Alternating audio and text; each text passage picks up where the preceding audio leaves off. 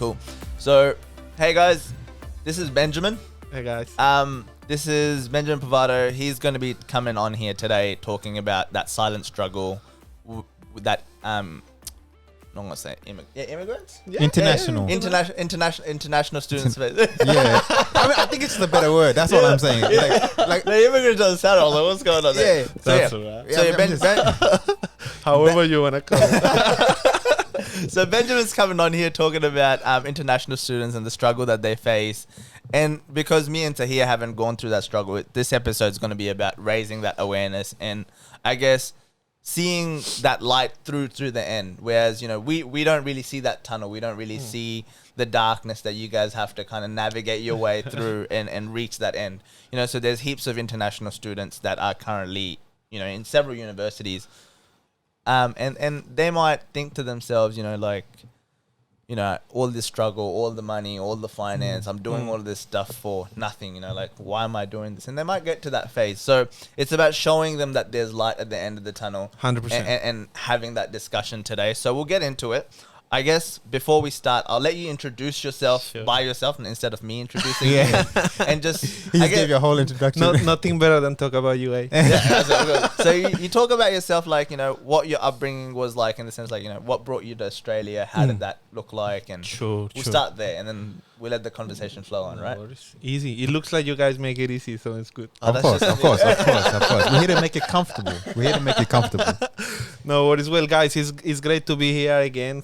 Tahir, thank you for having me. I've been watching what you guys have been doing. Yeah. I've seen some of my friends being part of the podcast as well. So it's an honor to be here and to talk about a topic that I'm really passionate about. So thank you. Yes, my name is Benjamin or Benjamin, like we say in Spanish. Yep. But people call me Ben in Darwin. I'm a former international student from Colombia. Yep. I came to Darwin 6 years ago to study. And I'm really passionate about youth empowerment, multiculturalism, social inclusion, international education, and some of those things that you guys talked about. Looking forward to the conversation and tell you more about it. So you came here 6 years ago, and what did that journey look like? So I guess starting from the start, you're sitting in Colombia, and then you're like, let's go to Darwin. Obviously, that doesn't happen. Exactly. Right. Why Darwin? No, I'm not saying anything bad about Darwin. But I get that all the time. Yeah, I know what you mean. Yeah, I have to be honest. When I was exploring my options about coming to Australia, obviously the things that popped up first, Melbourne, Sydney, and Brisbane, because that's what I guess people sell. When I went to see an education agent and talk about Australia, they didn't even offer Darwin. It was funny because I got into the shop to the place, and then I look at the Australia map, and Darwin wasn't even on the map. I mean, Palmerston's on the map. Yeah, now. I was gonna say they had these dots where it's Brisbane, Melbourne, Sydney, Perth, but Darwin wasn't there. So I found that interesting, but I'll tell you why. I was studying finance back home in Colombia, and I needed to pass an English exam to continue with my degree, which I obviously didn't get to pass. I came here to study English originally back in 2015. I believe it or not, I go here with zero English, we say. I don't know how many years we've known each other for but when I first came, it was really hard for me to communicate. So I wanted to come to a place where which would tick a few boxes that I was after. One, I wanted to be to come to a small place like my hometown in Villavicencio in Colombia, warm place like Darwin, but also a small community where I think I would be able to connect more easily than in a big city. I was then studying in Bogota, in the capital, which is a city of 10 million people. It was massive, so I wanted to explore something different. By then, being raised here, the impact's booming, the economy was on the roof and all that back in 2014 or 13. So I thought, okay, maybe this could be a good place where, I could make an impact and obviously get some benefits too. But lastly, and probably more importantly, my cousin Natalia, she used to live in Darwin. before I came here. So she actually did go to uni here. She studied social work and then she moved to Europe to do her master's degree. So while she was in Europe, we were talking about, hey, I want to go to Australia. Where should I go and stuff like that. So I really wanted to go to Melbourne. By then, I think Melbourne was classified as the most livable city in the world or something like that. So, amazing. I'm going to come all the way from Colombia, 2 days traveling. So I want to go to a place where I'll have fun and stuff like that. But then my main goal, which my cousin reminded me of, was Benji, as she calls me. You want to study English. You want to learn English. So you want to go to a place where you would have to speak English at all times, so most of the time. So by then, in Darwin, there wasn't as many Latinos as there are now. So there wasn't many Spanish speakers like there would be in other capital cities. So when I came to Darwin, I had really few friends who would speak Spanish, so I had to speak in English all the time. And that is why I'm here now in Darwin. So you chose Darwin so that you could specifically be in that community where you were forced to speak English. Correct. Yes. Which is a really good point, because like if you were to move to Melbourne, Sydney, you kind of go and study English, but then you'd come home to that comfortable space where you're not really practicing what you're learning. And that happens a lot. That happens all the time within the Latin, maybe not only Latin communities, I guess everywhere, right? So you want to be comfortable, you want to be with your group of people, with those that speak your same language, or maybe those who believe in your same beliefs, or look like you or whatever. So lots of my friends, actually, after I came to Australia, they decided to move to Australia too, but they went to places like Brisbane or Melbourne. And when I was asking them, also, who you living with, other Spanish speakers and stuff like. And look, don't get me wrong, there's nothing wrong about that. I love my people. I love Latin America. I don't know if you saw my car out there, but my Latin plate I saw that. When I got here, I saw it says Latino. Okay, Ben's here. So I'm really proud of that. But obviously, my goal was to study English, and I did that. So lots of my friends didn't get the chance to develop their communication skills as quick as I was able to, and that is one of the reasons that I picked Darwin. Yeah. So you didn't actually plan to stay in Darwin there, right? No. Yeah. So like, what made you stay eventually? Sure. Well, I came here to study English only for 10 months, actually. Then I extended it for 1 year and a half. I did general English and then academic English. But look, you'd probably know that, in other parts of the world, life is different. Yeah, life is very different. Yeah, different. It's very, very different. And you can read about it, you can watch videos, you can listen to people talk about it, but until you face it, until you've been there and seen it, it's totally different. So, of course, Australia is one of the best places to be in the world, and this was even pre-COVID. Now we've seen how amazing and how lucky we are to be in a place like Australia, particularly in Darwin. So obviously I loved it here. I love the community. I felt like, I connected well. Darwin, the Northern Territory, welcomed me really, really well. Obviously I started working. I started seeing things on a wider perspective. I started thinking about things that I didn't think before. So, I had that decision about going back home, resuming my degree, or staying here and start, I guess, my life over. So in Colombia, the education system works differently, and the degrees take 5 years for usually. Like the finance degree that I was taking, it would take 5 years. So I still had 2 years remaining back home. But in Australia, they usually take 3 years, well, depending on what you're doing, right? So the degree that was related the most about my career was accounting, which was offered at Charles Darwin University, or CDU. So I thought, okay, if I go back home, I have to still study for 2 years and get my degree. But if I stay here, I will only need to study 3 years. So that was another box that I ticked. But the most challenging part that was when I had to obviously talk to my mom and talk about, hey, Mom, I'm thinking to stay here. I'm an only child. My mom is widowed, so it's been only us our whole life. So obviously that was a challenging situation to take. But Mom was really supportive since day one. And she said, Benji, or Benjito, how she calls me, if that's the place where you feel that you should be, where your future could be successful, then I support you 100% to do that. And yeah, probably one of the best decisions that I made because I love it here. So we'll call you Benjito from now on. We'll talk about it. No, but was that like a hard decision to make to actually stay here? Or like, have you met other people who had to make that decision as well? I mean, yeah, there are hundreds, thousands of people who face the same challenge, you know. And a lot of people think that international students come here thinking that they're going to be here forever. And no, actually, data shows that the great majority of international students actually return to their countries.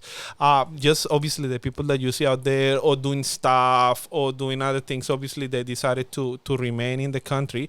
But, you know, it's not hard to leave your friends. It's really hard to leave your friends. It's really hard to leave your culture, the people that you're surrounded by, your family.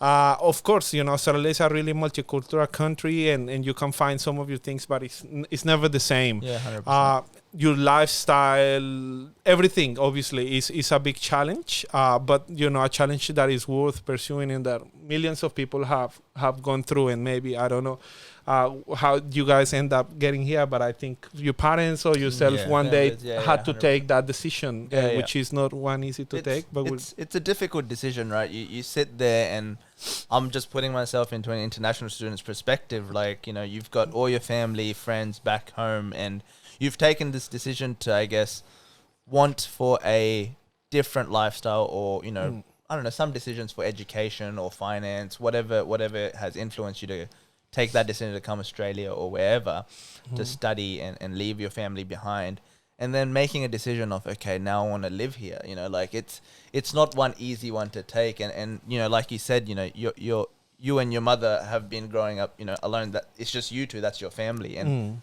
leaving your mother back home, it's not leaving, but you know, wanting to stay here longer. Yeah.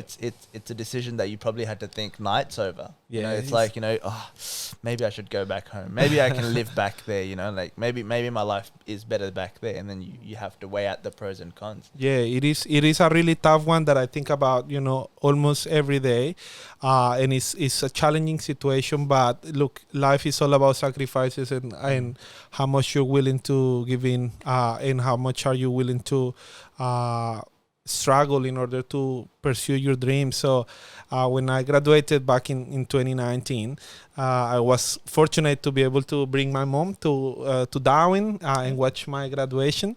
But also we were able to, you know, travel around Australia. I was able to show her how things were here, the people that I am with, the things that I do, where I go, where I live. So that was really, really incredible. That was amazing. And my mom loved it here too. She struggles obviously lots with the language. But actually, now that, you know, I've ticked a few boxes, one of my goals in life, and hopefully soon to be, is to actually bring her here permanently.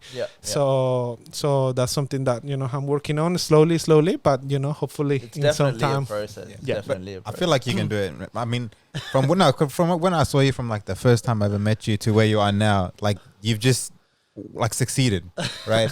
The thing is, how did you do it? Because like I also had like a international student, right? A friend, sorry, he was an international student, and it was like very tough. So he was telling me about like all the stuff he has to go through, and for you, like you said you came here alone. That's the same thing for him as well. He was here by himself, and so he was.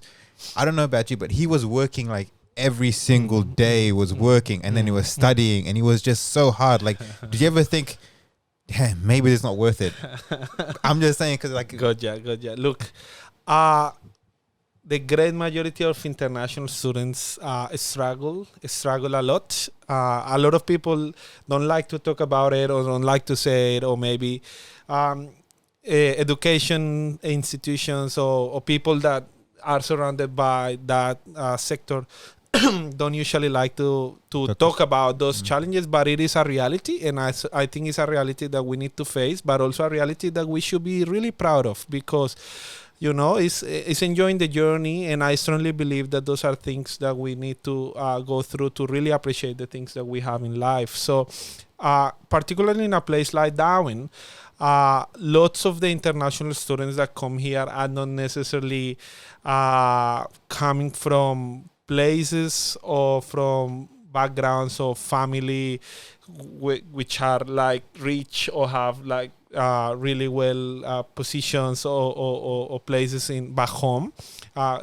Whereas in other places, maybe like Sydney, Melbourne or Brisbane, you would see some really well-placed international students that don't even need to work, or that they have their own, apartments or cars or whatever, which is fair, and there's no worries. But yes, as an international student from humble beginnings, we all have to go through almost the same things. Definitely. The first things that that you will face, or at least that I faced, obviously was the language. It was really, really hard to communicate. It was really hard to get anything out of me. Me, I like talking. I like connecting with people. So it was really, really hard to be able to even order a coffee. But that's part of the So struggle. how did you order a coffee? So you drive through McDonald's. What do you say? Oh, you're reminding me of McDonald's, man. One coffee, please. And then they'll be like, "So, what milk did you want? Do you want almond milk?" And then always like, yes. Whatever they say, yes. And that moment when they're laughing and then you don't even know what they're saying, and then you laugh, yeah, and they're actually asking you something, and you just yeah, we face that. We face that. That's good. Yeah, but yeah, I mean, culture shock is another thing. Obviously, like I said, Australia is a place that embraces diversity and things like that. But let's face it, the culture is different. Things run in different ways. I see things that I've never seen before.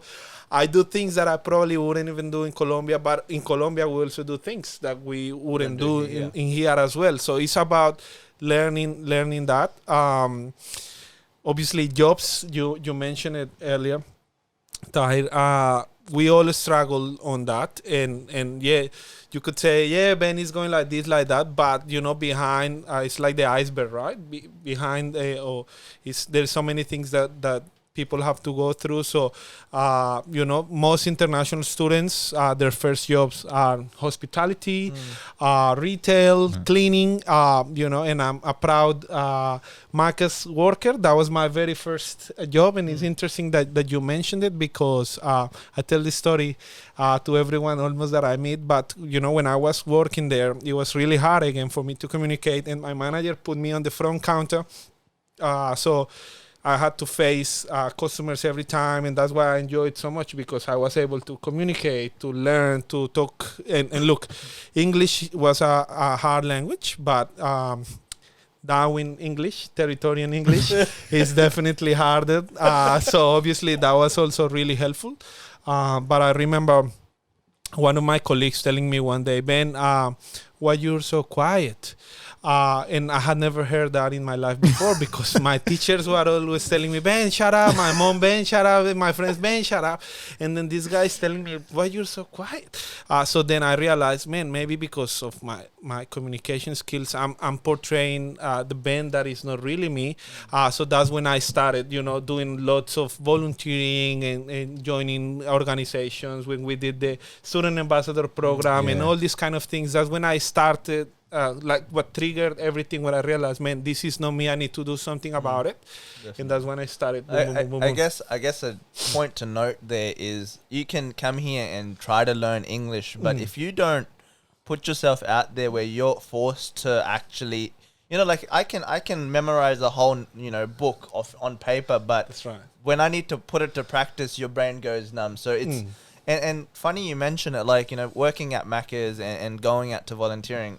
I already knew English, right? Like I already understood English, but even then, putting myself into those situations helped me learn communication skills that I'd never had. Like that's right. Me working at YD, retail, that's right. Retail place where I had to just interact with people, like what do you want, and just understanding the kind of people that you have to talk with. putting yourself out there is probably one of the best things you can do as an international student or as just anyone, you know, even if you know English. Yeah, and it's going to be hard, you know. It's always going to be hard, but if it wasn't hard, then, you know, it wouldn't be fun as well. And those are the things that you remember, you know. And look, and also I think it's part of life as well, on how you appreciate things, like I mentioned before, on how you also treat people, because you've been there. You know, when you know that we're not valued by the position, by the salary, by where we live, but, you know, by who we are as human beings. So I think people shouldn't be ashamed of talking about where we're coming from or what we do and stuff like that. But where we are heading to, or where we want to be, is what's more important. So Definitely. yeah. No, the thing is as well, like, I can say that it's never judged, like you said, with, you know, humble beginnings and everything like that. But I know where you are right now, right? And it's actually like You say like if I'm the president of no, but in the end, it's like from like, okay, I didn't see your humble beginnings, right? Sure, but but like I know humble beginnings as well. But I know that right now you're like in a pretty like respectable position as well, right? And to do that from where you are, that's, for me, I feel like that's something to look up to, because I feel like a lot of international people go through that, right? Same thing with my parents as well, right? Yeah. So they weren't international students per se, but they came from overseas when they were young. Like, to be honest, when they came here, they didn't even tell anybody. They just left, because it's like you said, like, you know, you don't know what people like are going through unless you've been through it, right? That's right. So, you know, like the stuff was going on around there, and so they had to come here for like a better life, right? And the struggles that they had to face as well. Like you said, when they came here, they didn't know English. They didn't know English, and like from where they are now, like, to be honest, their English is good, right? But I'm surprised with your English, because I met you about 4 years ago, and I wouldn't have guessed that he didn't know English beforehand, right? I don't know about you, Fahad, when you met him. I met him like and I was so surprised. And thanks, man. No problem. And like what I noticed from international students as well is they're the most kindest people that I know, right? So the first time I met Ben, he came up to me. So you see how he's smiling now? He's exact same Ben. He's like, oh, come, let's go. We're playing soccer this day. Come join us. That's the first thing he said to me. And I'm like, yeah, no problem. Right. And so it's just, for me, I guess my point from this is just that international students are just really nice people. That's all I can say. And they go through a lot of struggles, and they should be recognized for like everything they've gone through. And like, I feel like no matter where you come from as well, you can always succeed. I guess one Beautiful, man.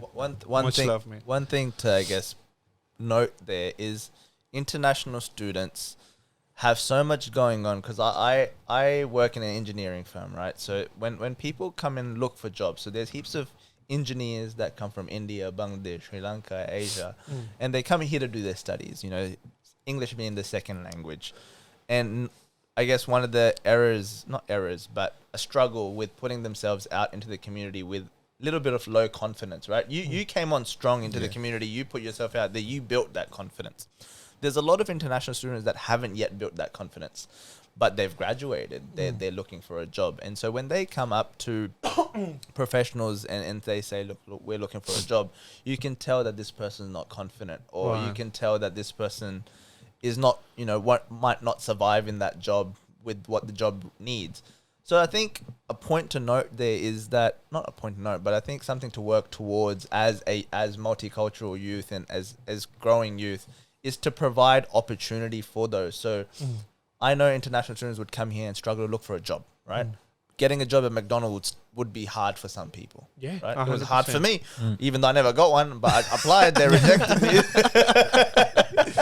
Yeah, I got rejected a few times. You know, you get rejected from places where you're like, oh, why can't I work there? And so I think we do have to work towards building a place where when a person needs a job, there is opportunity for him, right? And especially for multicultural people who might need just some training, you know, skills up, you know, bringing up the skills. So I am currently working with a few others in developing that kind of a pathway for international students and you know, just students in general. 100%. It's about breaking those stigmas and giving people a go, giving people a chance, and not looking at, you know, where is this person coming from? What do they believe in? What is their skin color? What is their beliefs or names and stuff like that? You know, we should be talking to people like if we are just human beings 100%, wanting to 100%. do stuff and giving people a go. There's so many international students out there that are fantastic, that have master's degrees, that have PhDs, that have done so many things, and that could be doing amazing things in Australia, changing the way we do some things, but because maybe someone didn't like the way they look, maybe someone didn't like how they dress, then they're maybe driving taxi, or maybe they are doing Uber, and not that anything is wrong about that at all, but I think if we are able to show out there that international students, migrants, and these multicultural communities have just as much to offer as anyone else in here, I think we'll live in a better world, in a better 100%, place, 100%. and I think it's just straightforward to me, and I don't see how could people not think that way. But obviously, it's because I've been through it, and I think this is something that I'm really, really happy about, that we have an opportunity and a platform to talk about it. And hopefully whoever is watching this is sharing this content 100%. and talking about it, because it's really important to give international students a chance. I have so many examples and people that I could name that are doing great things for the companies, great things for, government, great things for universities or organizations, and they started as international students. But it was when someone gave them a chance, and as soon as they were given a chance, then they started scaling up. So, yeah. I guess one thing to note there is international students, like, graduating from a university itself is a struggle, right? Like, I think one thing that you can classify international students are hardworking. 100%. like me, myself, I'm not as hardworking as any other international student. I couldn't name one that I would. I couldn't name one international student that I'm more hardworking than. It's impossible. It's hard. We don't face the struggles that you guys face. But I guess moving forward, let's move the conversation forward. There's one thing that we've covered, right? We've covered that. I'll summarize one thing that we covered, and you correct me if I'm wrong. So I think for international students that might be watching this, it's like, I can't expect people to change, right? But one thing to learn from yourself is you built that confidence, right? You put yourself out there into the community. You said, look, I'm not being me. I'm being quiet. I need to gain confidence. I need to learn my English. I need to do all of these things. So you started putting yourself out there into, retail, Macca's, and volunteering organizations. And you were forced to just talk. You were forced to build confidence, right? And that helped you, right? There's a lot of international students that I think don't do that. And I think they should put themselves out there, because I don't think, great, like you said, it'd be amazing for the people out there to see what international students go through, but we can't expect that. You can only expect yourself to change. 100%. I can't expect anyone else to change. So I think for me to change, one thing to do is put myself out there to build that confidence. Moving forward from that, communication is one thing. What else is there? What other challenges are there that people face? One thing that I think, putting myself in a person's shoes, would be burnout. Right. Yeah, that happens. That happens a lot. And that happens because of an important component or important challenge is obviously the financial struggle. International students come to Australia, and they usually have to pay 3 times as much, 2 or 3 times as much as Australian fees, Australian citizens' fees. So obviously, CDU is not necessarily one of the most expensive universities, which for me was great. But still, to save that much money to pay every semester is not easy unless, you're coming from a wealthy family or something like that back home. But still, it's hard. So luckily, in Australia, particularly in Darwin, you can work for 20 hours a week during studies, and then you can work full time out of session. So obviously you need to work a lot. Like you guys mentioned, you need to work really, really hard to save the money to pay your fees. And if you can pay your fees, and if there is anything left, then maybe you can also have some food and stuff like that. But the thing is, it's true though. Let's be honest. It happens. Right? Well, let's not be too dramatic, but I've already had one. but sometimes you need to really decide, hey, do I want to go and watch this movie, or do I want to pay my fees? Do I want to go and do this fun stuff, or pay my fees, or do I want to go and get a nice meal, or do I cook at home? So you have to sacrifice a lot. 100%. And like, movie or should I eat? Go party or should I sleep? Yeah, that's right.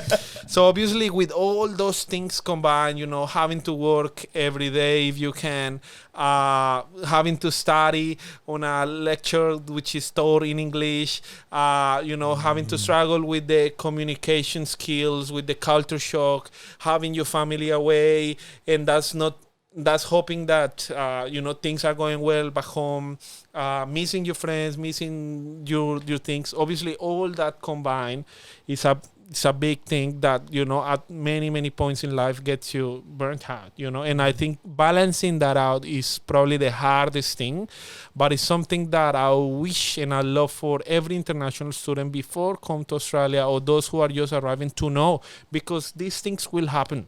They will happen, like it or not. But when you are already aware, then you can prepare yourself mentally and physically to face those challenges, so that when the time comes, then you'll be prepared to, address it. But what I also can tell you is, look, I don't want to sound, again, too dramatic. There is people around the world who face even more challenges than this, that's for sure.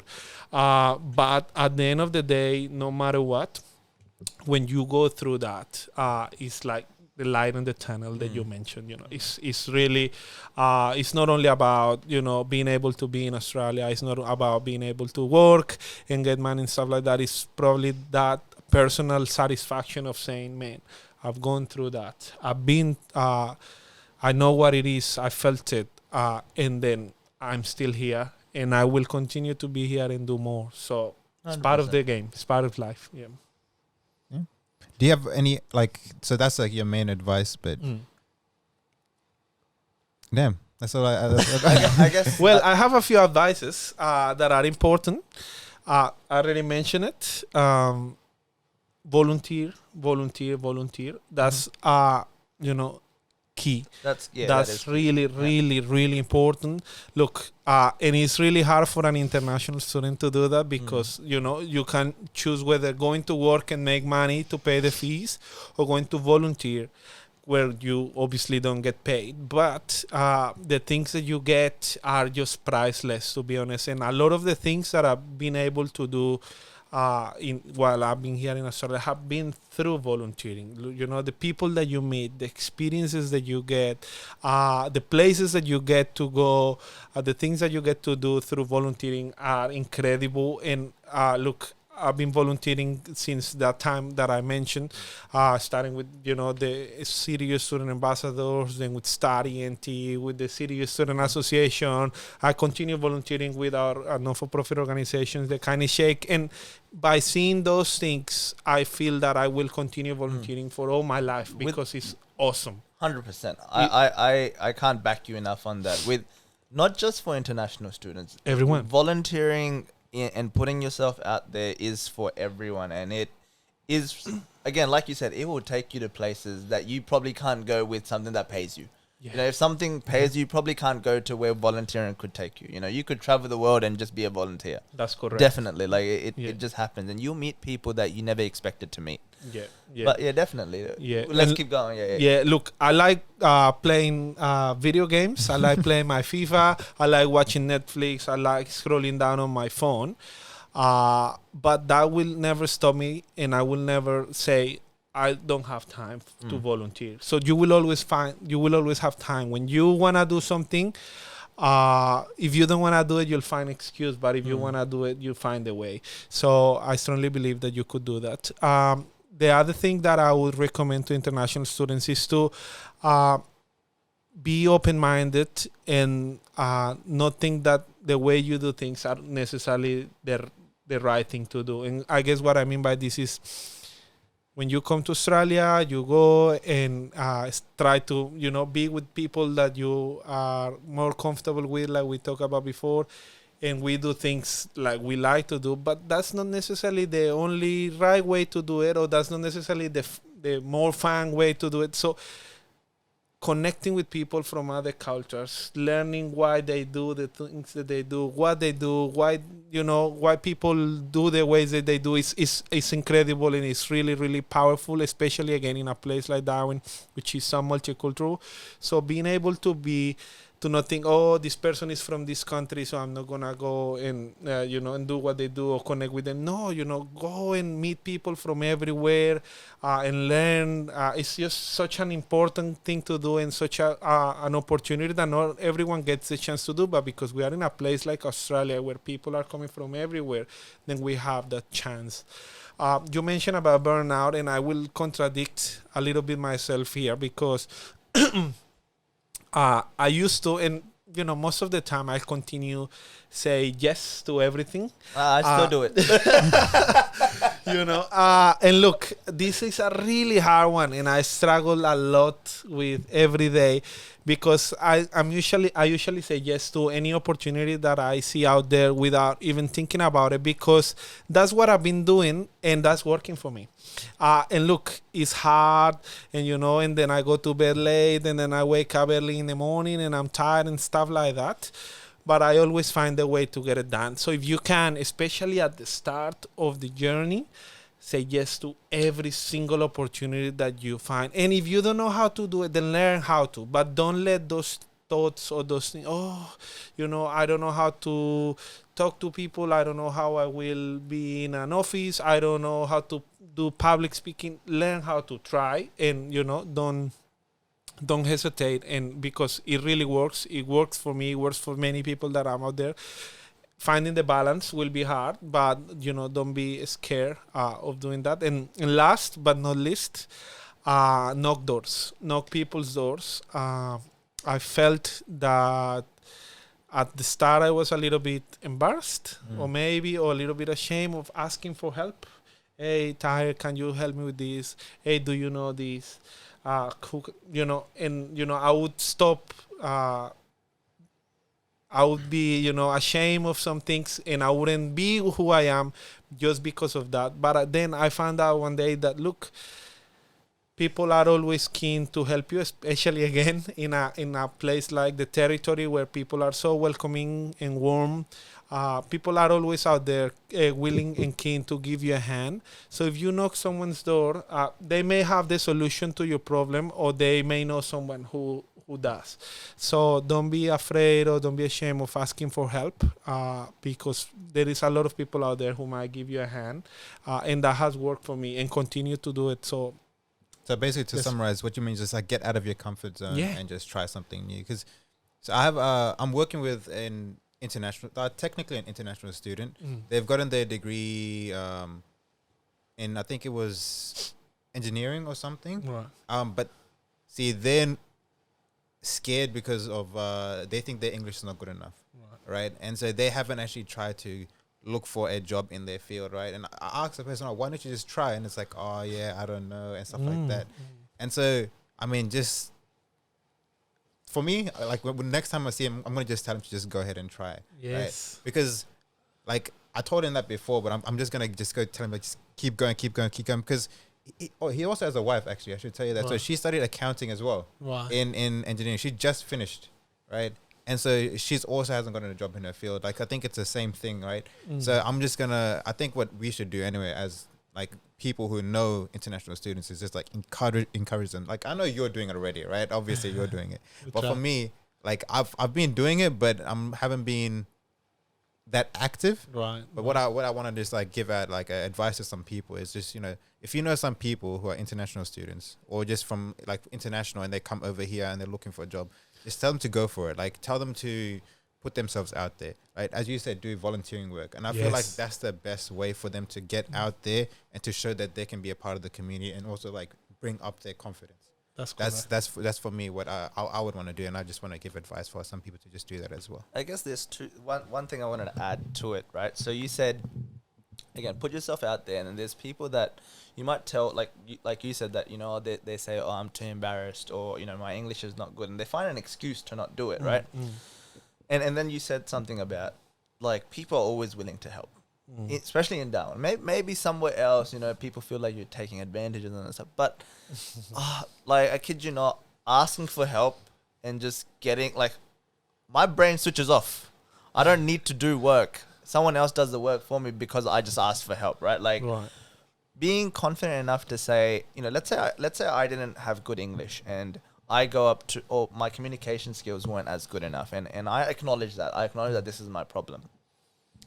If I wanted a job, if I wanted something, and I go up to someone and say, hey, look, I acknowledge that, you know, my communication skills are probably not top notch, but these are the things that I want to do, right? Without feeling embarrassed, accepting that, you know, you have something that you're working towards, and you going out there and saying, you know, these are the things that I want, and I understand I have a flaw. You know, this is something that I'm working on. Yeah. Can you help me? These guys, you know, at least this is my own data point. I reckon 8 out of 10 people will actually go out of their way to give you a contact or say, you know, go to this person, or here's this person's number. I think this person could help. And at least then it gives you a next step.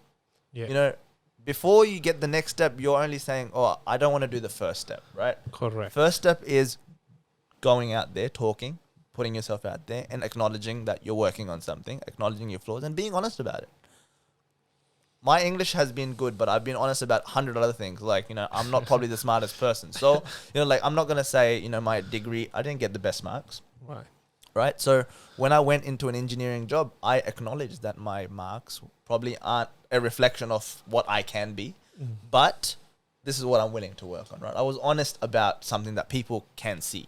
You know, like if you say, oh, my English is, you know, good, and you know, people can see that your English isn't good, you know, you're hiding a flaw that people can see, right? That's correct. And there's nothing better than being straightforward and being honest to yourself, you know. And I think this applies really well on a job application or a job interview or whatever, but also in life, on anything that you do, you know.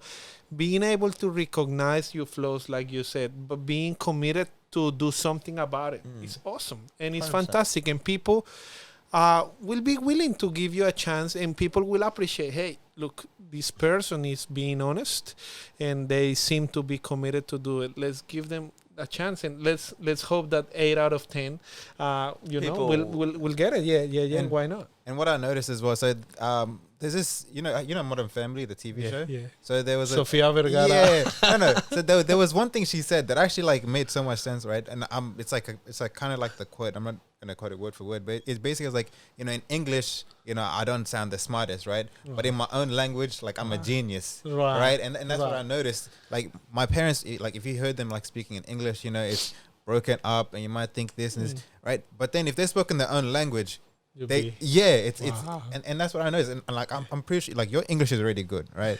But I'm pretty sure your Spanish is even like way better, right? It happens to make you look stupid in Spanish. Yeah, exactly.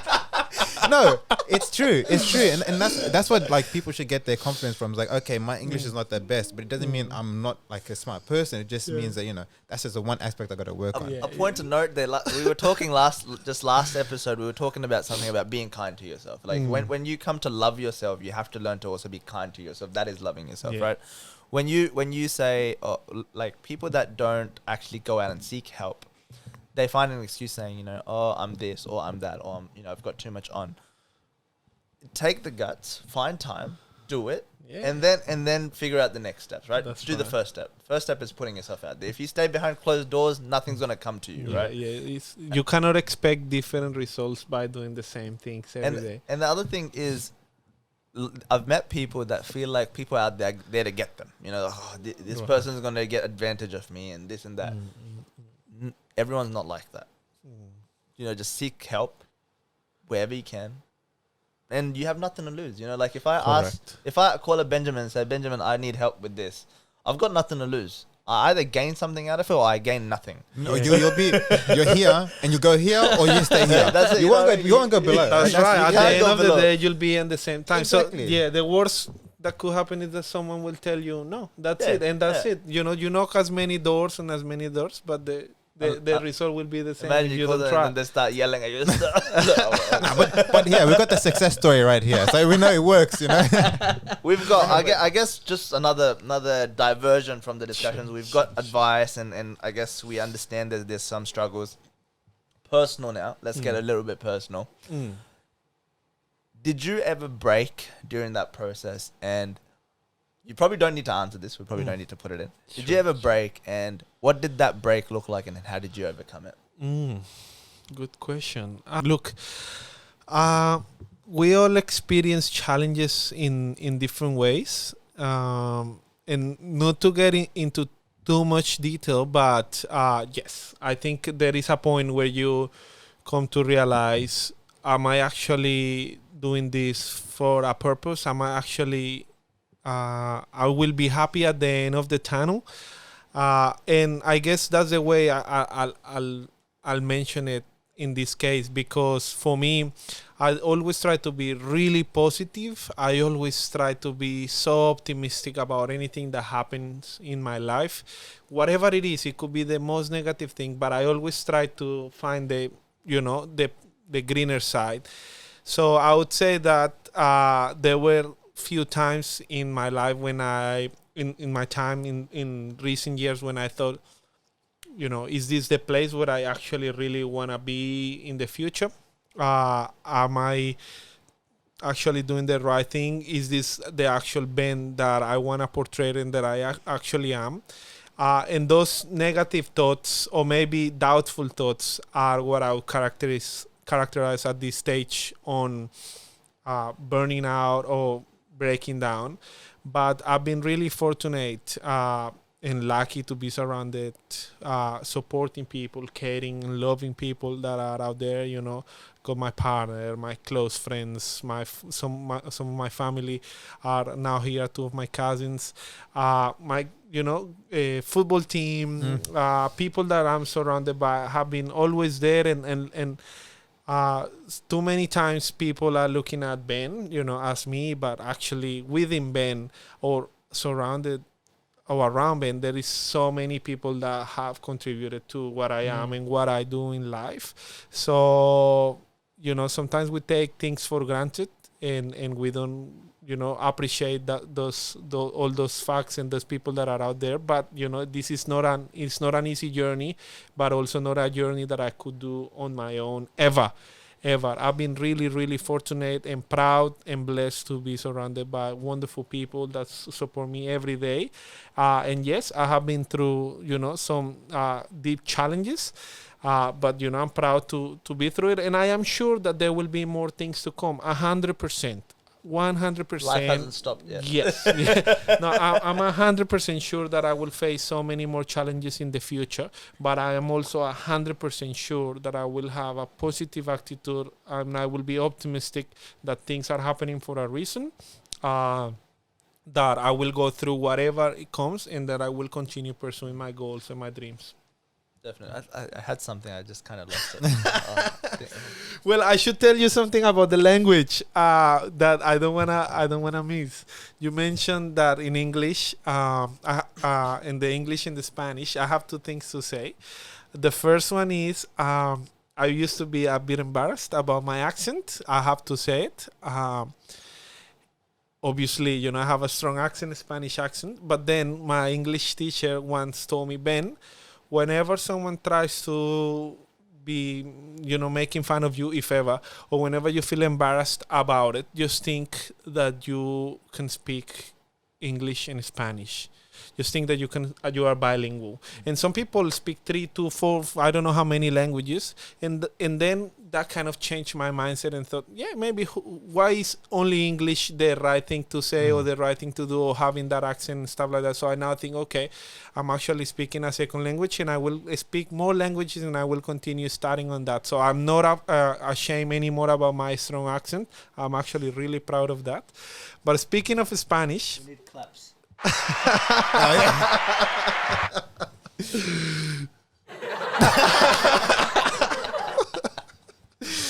Speaking of Spanish, actually, I got an interview with the Spanish social media influencer, a Colombian social media influencer, a few months ago. And honestly, on a day-to-day basis, I speak more English than Spanish 100%. Because I live with my partner, we speak in English all the time. I talk to my mom like on the weekend, stuff like that, and with my friends when I can. But every day I'm speaking in English, so I feel like my chip or my brain now is in English. So when I'm talking to mom or to some of my friends or things like that, I sometimes forget some words. I know it sounds stupid, but it actually, I forget some words and I forget how to say some things. And I was doing this interview with this Colombian influencer, and it was a bit funny because I didn't realize it then, but I was obviously forgetting those words in front of the camera. But I was also all the time, well, I do that in English too. We'll see about this video, but I'm always I'm doing that. No. I'm always. The thing is, it happens to all of us. So me and Fad, one time we looked back at one of our videos, right, to see how we're sounding. The whole time saying like. Oh man. Why do you think we're not putting out the full episodes? You see me, like, I do it so much. Like, one episode, I was like, we can't post this. Man, I said, we can't post this because the amount of times I was just saying, I'd say, okay, and so this, and like, a whole episode, I couldn't do it. I guess the thing to note that when we're talking to people, when we're like, I guess, having an interview, which feels like an interview, and you feel like you need to, you know, like, you want to, like, have a second to think. Yes, have a second to think, and you want to fill those noise gaps, but you say because you want to keep on going. Yeah. You know, but whereas in a normal conversation like this, and it feels a bit normal, I haven't found yourself saying a lot of Yes. and I haven't found Tahir saying a lot of like, or myself getting stuck that much, because it feels natural, it feels normal. But whereas sometimes when you're forcing, you're just like, guys, so hey, you know, and it feels a bit fake, and it. But the thing is that happens at the start with some stuff, but like over time you learn to deal with the stuff once you realize you're aware and conscious of that. So when I became aware of it and I was conscious, and so for a while I stopped. For a while I was like, I was conscious of it, right? Yeah. But then after a while I noticed when I was like about to do it, I just said it right there. See, now I'm aware. But I do it less and less and less. Right, so it's still like a joining like letter. So sorry. Yeah. So I have to use it once in a while to join two sentences together. Yeah. But I don't use it as often as I did before. Yeah. So I say all the time, but look, again, I think you shouldn't cut it. I think you should put it out there and should be proud of that, because actually what you guys are doing is something that you should be really proud of, and not something easy to say. To be standing here in a public platform and talk about things and advocate about some other things, I think it's amazing. And it's and you know, the pressure that we feel here is, you know, we're having an awesome conversation, but at the end of the day, we know we've been recorded and there is a camera out there, so it's not something easy. But a lot of people like to, you know, I start getting those comments, oh, this Colombian guy forgot how to speak Spanish and stuff like that. But then others were defending me and say, oh yeah, you go and speak in English all the time, and then try to do that, and then you'll see how it is. You know, it's a funny thing, not a funny thing, but like it's a thing that happens like with a lot of people that come from. Let's say I come from India and I know how to speak my language. I can speak it fluently, but I know people that come from other countries where they speak another language, come to Australia and the English becomes their primary language, and they slowly start to neglect that one. And I guess one thing, yes? That's me. I'm just putting my hand up. That's me. I was like, speak. That's me. I was like, what's those? No, I'm just saying that's me. Like, but like, okay, so I'll let you continue your point first. I guess one thing to note there is your culture is quite important to you, right? It's a part of you. If you don't have that culture, you'd feel like you're not Ben. Yeah. Same thing with me. If I didn't have my culture, I wouldn't feel like I'm Fahad. The thing with all of that stuff is, and like you said, if you were to stop talking to your mum, you wouldn't feel like you're Ben anymore. You feel like you're being a bit different. It's about being connected with your culture, even being in Australia, right? Like reaching out, embrace it, seeing what's happening in your own country, understanding what kind of news is going on, who's the president of Colombia, you know, prime minister, whoever, right? Like you want to be connected, otherwise you do lose touch. And I know so many people that come from India, Bangladesh, Pakistan, and they now have an accent in both languages. That's right. Yeah, it's something to be proud of. Embrace it. Talk about it. You know, share it with other people. get them to, break those stigmas or those misconceptions that people have about Colombia, and, show how kind we are or how we like to be. So hopefully people, whoever is watching this now, they have a different image of what Colombian people are like, or wherever you're coming from. I think it's something to be proud of, 100%. Yeah, because if you're not proud of it, you neglect it. Yeah, that's right. I guess I'll just, for my last point anyway, is what from my own perspective, what I've changed from my own view is I've come to like respect international students, right? So they've come, you Ben, right? You've come here and your English is like basically like same as mine, right? Right? But your Spanish is still just as good, right? And I know how difficult that is because my English is decent as well, but my other language. What's your other language anyway? It's called Oromo. But my parents, like sometimes when I call my grandparents back home, I forgot what the word is, but they basically they roast me and like they say that I chop the language up and I just mix it together with random stuff. Yeah, and so so I know how hard it is to understand 2 languages, and then there's my dad. He knows 3 languages, right? Awesome. And so I've come to respect international students and anyone who speaks more than 1 language, and I think more people should do that because they don't realize how difficult it is to maintain that and to understand that. You got to continue to practice and continue to understand, and it's just so much work. And so whenever I see someone like come to me and their English might not be the best, I'm like, oh, that's okay. The fact that their English is that good, right? And probably their other languages they're like geniuses in. Yes. So 100%. To be that, I'm like, okay, yeah, this person here like deserve respect for that. Yes. So I think a lot of people should actually have that same mindset. Man, so I go India. I tried to go India every year at the end of the thing, but COVID comes in, so haven't been there for 2 years. But every time I went there, one thing that I was embarrassed of when I'm there is me not knowing the numbers. So like, I know how to speak Hindi and Urdu like fluently. I know it all. Like I can have a conversation with my uncles, aunties. I know it all, right? But then let's say my grandma says, Fahad, can you go buy this, right? So I go to the store, I'm walking along, and then the person says, this is XYZ, rupees, and I'm like, what? Hey, can you say it in English? Like, and the guy doesn't know how to say it in English. And I was like, here's 50 rupees. Just do what you gotta do. Man. It happens. I don't blame you. Man, like, I only know my numbers till 20. After 20, I have to take guesses. To be honest, like I said, I understand the struggles. I understand how hard it is, and I've come to respect them for that. Yeah. Thanks, man. Very nice. No, that was good. Anything else to add, or should we conclude? I've got nothing. That was my last point. Yeah. Ben? Thank you. I'd like to thank you for having me here. It's been awesome. It's been a great conversation. You guys makes it so easy. I'm so pleased to be here and so proud to see you guys developing these projects, to see some young people wanting to get some message out there. I think it's really fantastic. What an awesome setup, to be honest. I will not forget this one for sure.